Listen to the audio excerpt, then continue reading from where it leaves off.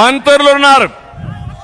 ఏం తమ్ముళ్ళు, ఎవడైనా ఒక్కడైనా సమర్థమైన మంత్రులు ఉన్నారా అని మిమ్మల్ని అడుగుతున్నా. కానీ ఒక పాలసీ పెట్టాడు. ప్రతి ఒక్క మంత్రి, ప్రతి ఒక్క ఎమ్మెల్యే మనల్ని తిట్టాలి.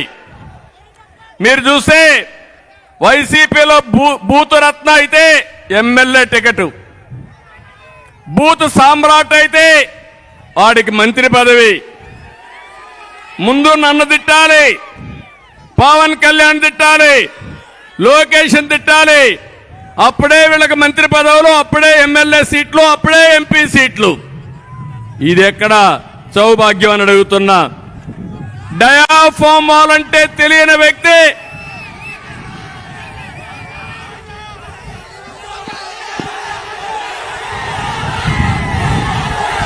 ఓకే, హుషారుగా ఉన్నారు మీరు.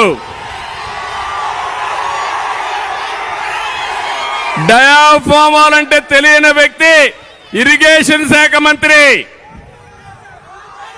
పెట్టుబడులంటే కోడిగుడ్డు అనే వ్యక్తి ఐటీ మంత్రి, ధాన్యానికి సంచులు ఇవ్వలేని